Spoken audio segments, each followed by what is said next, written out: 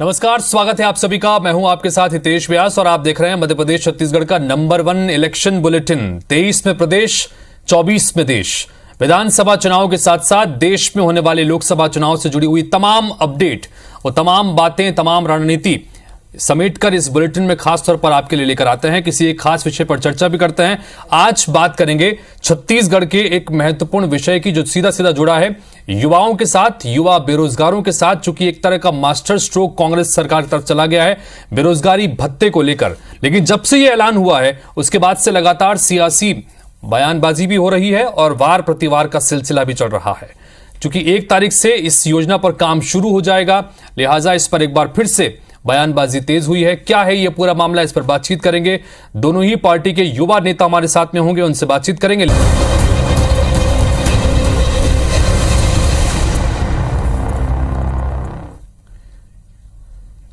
और बात करते हैं आज के मुख्य मुद्दे की। बेरोजगारी पर बवाल, पात्रता पर सवाल। चुनाव से ठीक पहले भूपेश सरकार ने बड़ा दांव खेला है। युवाओं को अपनी ओर लुभाने के लिए प्रदेश के बेरोजगारों को बेरोजगारी भत्ता देने का ऐलान किया, जिसका वादा 2018 में सत्ता में आने से पहले कांग्रेस ने किया था। सरकार के फैसले के बाद छत्तीसगढ़ रोजगार कार्यालयों में बेरोजगार युवक युवतियों की भीड़ रजिस्ट्रेशन के लिए उमड़ रही है, तो दूसरी तरफ इसे लेकर सियासत भी गरमाई हुई है। बीजेपी लगातार पात्रता के लिए जारी किए गई शर्तों पर सवाल खड़े कर रही है, जबकि कांग्रेस कह रही है कि इसके पीछे बीजेपी की मंशा सिर्फ राजनीति करने की है, सियासत करने के अलावा और कोई मंशा बीजेपी की नजर नहीं आती। आरोप प्रत्यारोप कई तरह के हो रहे हैं। इन सबके बीच भारतीय जनता युवा मोर्चा ने तय किया है कि वो अब गांव-गांव जाएंगे और युवाओं के पास जाकर ये मैसेज देंगे कि सरकार ने उनके साथ धोखा किया है। बहरहाल कई तरह के सवाल इस मसले को लेकर खड़े हो रहे हैं और इस पर बातचीत करने के लिए हमारे साथ में 2 मेहमान जुड़ रहे हैं। स्टूडियो में मेरे साथ में मौजूद हैं अमित साहू जी, जो कि भारतीय जनता पार्टी के प्रवक्ता हैं और भाजयुमो के पूर्व अध्यक्ष भी रह चुके हैं। साथ ही हमारे साथ में संजीव शुक्ला जी हैं, जो कि युवा नेता हैं, कांग्रेस पार्टी की तरफ से हमारे साथ में इस चर्चा में शामिल होंगे।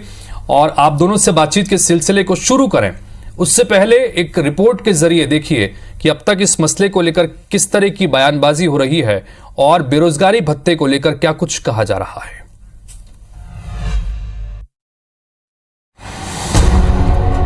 ये बिल्कुल अनुचित है, युवाओं के साथ अन्याय है। भारतीय जनता पार्टी सिर्फ चुनाव के लिए प्रोपेगेंडा कर रही है। छत्तीसगढ़ की सियासत में इन दिनों बेरोजगारी का मुद्दा छाया हुआ है। बीजेपी कांग्रेस के बीच जुबानी जंग छिड़ी है। ये लड़ाई उस दिन शुरू हुई जब मुख्यमंत्री भूपेश बघेल ने प्रदेश के युवाओं को बेरोजगारी भत्ता देने की घोषणा की, जो बीजेपी को रास नहीं आ रहा।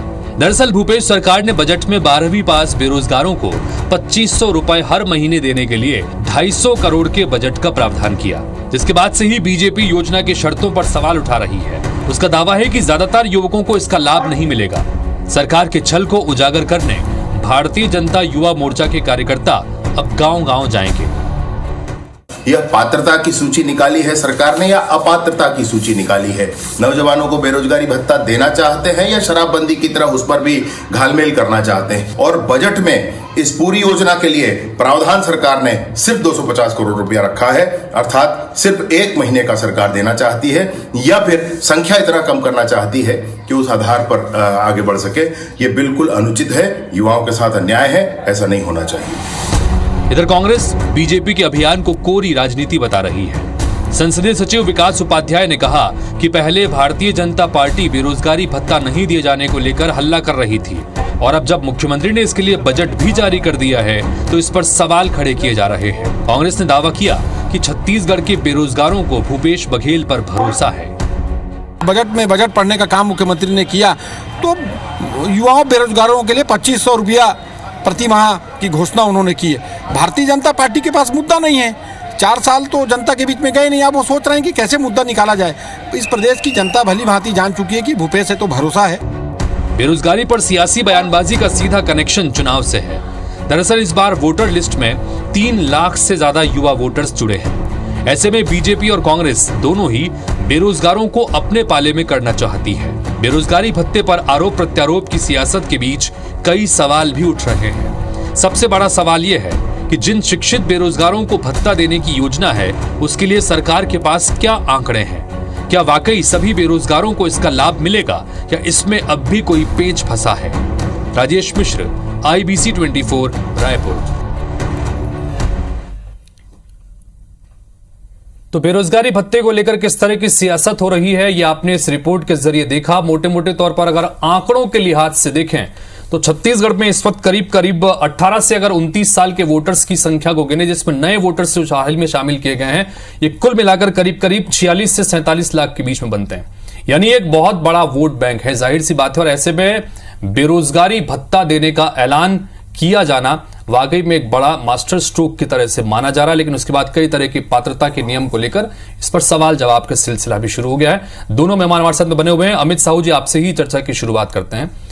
एक दरअसल इसे मास्टर स्ट्रोक माना जा रहा है, चूंकि एक ऐसी बात थी जिस वादे को इससे पहले कांग्रेस ने अपने जन घोषणा पत्र में भी शामिल किया था। लगातार आप लोग सवाल खड़े करते थे कि बेरोजगारी भत्ता कब देंगे। अब बेरोजगारी भत्ता देने का ऐलान कर दिया है, 1 अप्रैल से इस पर काम भी शुरू होगा। लेकिन अब आप लोग आपत्ति कर रहे हैं, गांव-गांव जाने की बात कर रहे हैं, क्यों? देखिए, एक तो जब सरकार इनकी बनने वाली थी, इन्होंने अपना जन घोषणा पत्र में जो वादा छत्तीसगढ़ के युवाओं से किया था, वो कहा था कि सरकार बनते ही प्रत्येक बेरोजगार युवाओं को बेरोजगारी हम भत्ता देंगे। 4-4.5 साल बीत गए, सारे कांग्रेस के लोग नकारते गए, सारे कांग्रेस के प्रवक्ता नकारते गए कि हमने कहीं घोषणा नहीं की, हमने कहीं घोषणा नहीं की। हमने तो एक बड़ा आंदोलन भी किया उन तमाम बेरोजगार युवाओं को लेकर छत्तीसगढ़ की राजधानी रायपुर में, और मांग की कि आपने जो घोषणा पत्र में जो वादा किया है युवाओं से, उसे पूरा करें। मगर आज जब 4.5 साल के बाद चुनाव नजदीक है, तो कहीं ना कहीं एक फिर से पुनः एक नया लॉलीपॉप छत्तीसगढ़ के युवाओं को देने का काम यहाँ की सरकार, यहाँ के मुख्यमंत्री, यहाँ के कांग्रेस का एक नेता करने जा रहा है। और बेरोजगारी भत्ता देने के घोषणा को ये एक ऐसा घोषणा बता रहे हैं कि छत्तीसगढ़ के सभी युवाओं को लाभ मिलेगा, मगर उसमें पात्रता ऐसी रखी है कि छत्तीसगढ़ का मेरे ख्याल से 1% युवा ही पात्र पाएगा। तो ऐसे नियम कानून क्यों? क्योंकि ठीक है, हाँ, इस पर संजीव जी आपसे आना चाहेंगे। जो बात यहां पर अमित जी ने उठाई कि पात्रता के नियम दरअसल ऐसे बनाए गए हैं कि इसमें कई सारे बेरोजगार जो हैं वो उस श्रेणी में आएंगे ही नहीं। जो आपका रोजगार का कार्यालय का जो फिगर है, उसमें करीब 18 लाख से ऊपर करीब 19 लाख युवा जो हैं वो बेरोजगार श्रेणी में हैं। लेकिन जो पात्रता नियम बनाए गए उसमें ज्यादातर लोग उसके फायदे में नहीं आ पाएंगे। क्या कहेंगे इस पर संजीव जी? मैं आपकी बात का जवाब देने से पहले मैं बताना चाहता हूं कि प्रदेश में सभी लोगों ने, हर वर्ग ने, हर जाति धर्म ने भूपेश बघेल जी को एक नया नाम दिया है, सुशोभित किया है, ATM। ATM का मतलब होता है ऑल टेंशन मैनेज्ड। युवाओं की टेंशन मैनेज कर दी, महिलाओं की टेंशन मैनेज कर दी, जितने लोग धरने में बैठे थे उनकी टेंशन मैनेज कर दी, किसानों की टेंशन मैनेज कर दी। तो ऐसे सभी टेंशन को मैनेज करने वाले ATM ने उसी तारतम्य में एक और टेंशन को मैनेज करने के लिए, जो युवाओं का बहुत दिन से उनकी मांग थी बेरोजगारी भत्ते की, उसके लिए उन्होंने बकायदा अपने बजट सत्र में 250 करोड़ का उन्होंने प्रावधान भी लाया और अब बेरोजगारी भत्ता देने जा रहे हैं। बात रही पात्रता की, तो जो नियम शर्तें बनाए गए हैं, कुछ नियम अब ऑब्वियसली सबको तो नहीं दिया जा सकता। जो कम से कम उसके अधिकारिक हों, जो नीडी हों, उनको बेरोजगारी भत्ता मिले, ये हमारी मंशा है। और इसलिए 9 सदस्यीय लोगों की कमेटी बनाई गई है बकायदा। उसमें जो नियम शर्तें हैं कि जैसे मैं आपको 2-4 नियम बताना चाहता हूं कि जो इनकम टैक्स के दायरे में ना आते हों, जिनके घर में कोई सरकारी नौकर ना हो, जिनके घर में कोई डॉक्टर ना हो, ऐसे क्या इस नियमों में क्या गलत है? और 2500 बेरोजगारी भत्ता हम तो देने जा रहे हैं ना। यहां तो अभी बीजेपी के प्रवक्ता बोल रहे थे कि 4.5 साल से नहीं मिला। अरे पिछले 2003 के घोषणा पत्र में, घोषणा पत्र की बात कही इन्होंने, 2003 के घोषणा पत्र में भारतीय जनता पार्टी ने, रमन सिंह जी ने वादा किया था कि बेरोजगारी भत्ता 500 रुपया दिया जाएगा। 15 साल इनका कुशासन रहा। उस समय भारतीय जनता पार्टी के यहां पे बैठे हुए, मैं आपके बीच में नहीं बोला, प्लीज, मैं आपके बीच में नहीं बोला। अमित भाई 15 साल सोए हुए थे। 15 साल मूक और बधिर के रूप में ये वहां पर राजनीति करते रहे, लोगों के एसी घरों में रहते गए, दलाली करते गए, कमीशन खोरी करते रहे, लेकिन बेरोजगारी भत्ते की बात कभी इन्होंने 15 साल में नहीं की। और आज जब हम देने जा रहे हैं, ये तो उसमें आकर के युवाओं का छलावा हो रहा है, निकालना, उन युवाओं को मूर्ख बनाया गया है, उन युवाओं को पुनः एक लॉलीपॉप दिया गया है कि बेरोजगारी भत्ता देंगे। एक तरफ ये दावा करते हैं कि 0.2 बेरोजगारी दर है, यहां पर झूठा घोषणा पत्र इनका, झूठे इनके वादे, फिर ये झूठा इनका दिखावा ये दलाली करने में व्यस्त हैं, कोयले की दलाली करने में व्यस्त है, यहां युवाओं को छलने में व्यस्त है, युवाओं को दिग्भ्रमित करने में व्यस्त है। 4.5 साल मलाई खाने के बाद फिर से युवाओं को छलने के लिए ये नया प्रपंच कांग्रेस लेकर आया। अब युवा समझने वाला नहीं है, इस बात को लेकर गांव गांव गली गली जाएंगे, एक एक युवाओं को बताएंगे। बात जो संजीव जी ने यहाँ पर कही, उन्होंने कहा कि इससे पहले आप लोगों ने भी तो इस तरह का वादा किया था, लेकिन कभी पूरा हुआ नहीं, भले ही 4.5 साल बाद, लेकिन कम से कम अपना किया हुआ वादा तो सरकार ने पूरा किया। इस पर क्या कहेंगे अमित जी? देखिए, युवा तो आज का भरोसा किया था इन पर। 2018 में जिन्होंने बड़ा बड़ा गंगा जल की कसम लेके बड़ा बड़ा पोस्टर छत्तीसगढ़ में लगाया था, हम देंगे बेरोजगारी भत्ता, हम देंगे नौकरी, हम देंगे ये, हम देंगे वो। उसी झांसे में आकर छत्तीसगढ़ के युवाओं ने, छत्तीसगढ़ के महिलाओं ने, छत्तीसगढ़ की आम जनता ने विश्वास किया, मगर विश्वासघाती सरकार है ये। कांग्रेस ने विश्वासघात किया छत्तीसगढ़ के युवाओं से। ठीक है संजीव जी, अपनी बात रखिएगा। और दूसरा ये कि 4.5 साल बाद दिया तो सही, लेकिन कई सारे इफ्स एंड बट्स उसमें लगा दिए गए, जिसकी वजह से पात्र लोगों को भी मिलेगा नहीं, ये कहना है। तो विश्वासघात आप लोगों ने किया, सीधा सीधा बीजेपी कह रही है। क्या कहेंगे संजीव जी? लहजे में बदजुबानी और चेहरे में नकाब लिए मिलते हैं, जिनके खुद के बही खाते हैं भ्रष्ट, वो आज हमारा हिसाब लिए फिरते हैं। 15 साल इनसे मांगते गए लोग बेरोजगारी भत्ता, इन्होंने बेरोजगारी भत्ते के नाम पे लोगों को लाठियां दी, जेल दी, युवाओं को जेल में। अपनी बात बोलिए ना, हाँ बोलिए ना, आप बोलते हैं। आप इनको लाठी डंडा और धाराओं से सुशोभित किया गया प्रदेश के युवाओं से। मैं आपको याद दिलाना चाहता हूं, जब राजीव न्याय योजना आई तब भी ये लोग इसी प्रकार से बैठ के यहां पर अनर्गल बातें कर रहे थे, लेकिन राजीव न्याय योजना आने के बाद में धर्मलाल कौशिक जी, रमन सिंह जी, ऐसे कई किसान नेता आज राजीव न्याय योजना की राशि झोंक रहे हैं। उसके बाद आत्मानंद स्कूल आया, उसमें भी ये लोग विरोध में आए, लेकिन आत्मानंद स्कूल का जो लाभ मिला वो सभी वर्गों को मिला, उसमें भारतीय जनता पार्टी के लोगों के नेताओं को भी मिला। ऐसे करके कई सारी भूपेश बघेल जी की योजनाएं आती रही। अब मैं आपको बता रहा हूं, जब बेरोजगारी भत्ता आया है ना, ये लोग इसलिए टेंशन में है क्योंकि इन्होंने 15 साल की कमीशन खोरी की सरकार में खूब पैसा दबाया है, खूब इनके लोगों ने सरकारी नौकरी अपने अपने पदाधिकारियों के लोगों को दी है। अब उस दायरे में ये लोग आ नहीं रहे हैं। कौन कर रहा है? आपको बोलने नहीं दूंगा, कौन कर रहा है? बीच में बोल रहे हैं भाई, कौन कर रहा है? यहाँ बोल रहे हैं, ऐसे डिबेट नहीं होगी। अच्छा ठीक है, इसका जवाब ठीक है, ठीक है, ठीक है, आपने बात रखी, ठीक है संजीव, आपने बात रखी, ठीक है। ये चोर की दाढ़ी में तिनका, चोर की दाढ़ी में तिनका है, इसीलिए सारे अधिकारी बेरोजगारी भत्ता जब देने जा रहे हैं तो ये बाहर अरे क्यों दे रहे हैं? अरे सबको नहीं मिल रहा है, अरे भारतीय जनता पार्टी कार्यकर्ताओं को नहीं मिलेगा। कौन? अरे चिंता मत कीजिए, छत्तीसगढ़ की जनता ने युवाओं ने देख लिया है, भरोसा नहीं रहा आपकी सरकार पे। मैं एक प्रश्न से पूछना चाहता हूं, एक प्रश्न से पूछना चाहता हूं, ये चाहते एक मेरी तरफ से आप पूछ लीजिए, ये बेरोजगारी भत्ता देने के पक्षकर है या नहीं है? आपकी सरकार पहले बताइए, आप चाहते हैं आप बेरोजगारी भत्ता देना चाहिए या नहीं देना? हम जो बोलते हैं वो करते हैं भारतीय जनता पार्टी। 15 साल तो नहीं किए यार, छोड़े कितना क्या 15 साल छोड़ने चलिए ठीक है, एक सवाल मेरा, आप बताइए, पहले आप बताइए, रोजगार भत्ता मिले या नहीं मिले? बात कर रहे थे, बेरोजगारी भत्ता मिलना चाहिए या नहीं मिलना चाहिए? ठीक है, मैं समय पूछता हूं, ठीक है अमित जी, ठीक है अमित जी, मेरा सवाल आप, चूंकि इसलिए इस वक्त हम चर्चा कर रहे हैं क्योंकि भारतीय जनता युवा मोर्चा ने ये फैसला किया है कि गांव-गांव जाकर आप लोग युवाओं के बीच में ये मैसेज देंगे कि सरकार ने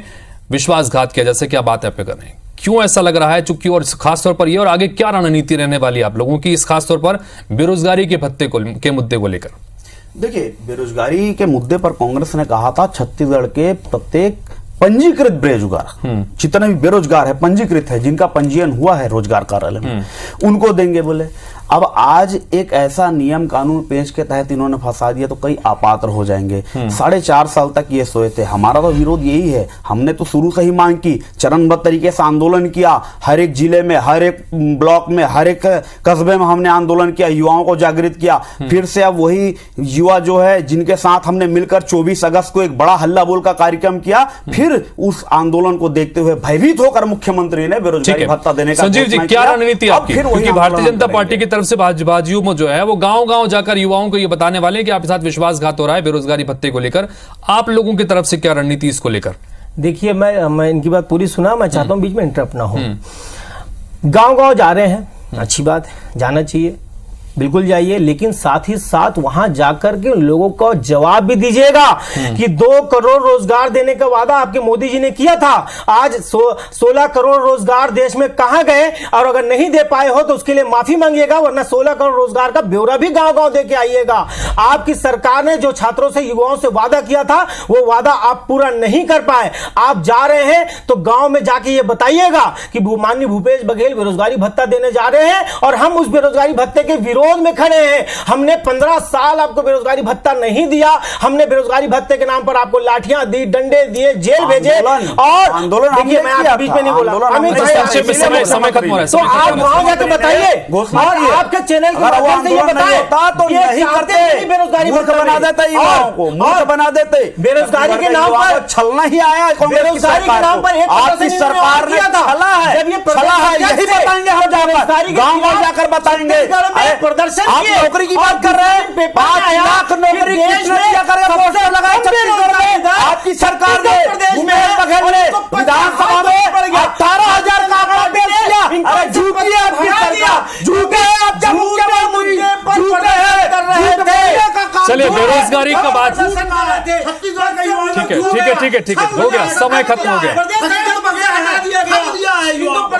चलिए, समय खत्म हो गया, समय खत्म हो गया। अमित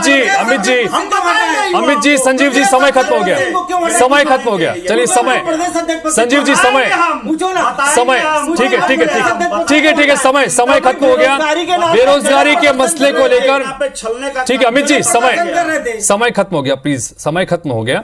कुल मिलाकर बेरोजगारी भत्ता का ये जो मुद्दा है, जाहिर सी बात है कितनी गर्माहट इस मुद्दे को लेकर है, यहां पर चर्चा में भी आपने देखा। लेकिन इतना है कि भारतीय जनता युवा मोर्चा ने एक फैसला किया है कि गांव-गांव जाकर अब वो विरोध प्रदर्शन करेंगे। कांग्रेस की तरफ से इस पर क्या रणनीति देखने को मिलती है और आगे आने वाले समय में किस तरह की सियासत इस पर होती है, आपके साथ हमारी निगाह भी बनी रहेगी। फिलहाल आप दोनों का बहुत बहुत शुक्रिया चर्चा में शामिल होने के लिए। तो इसी के साथ फिलहाल इस बुलेटिन में इतना ही। नमस्कार।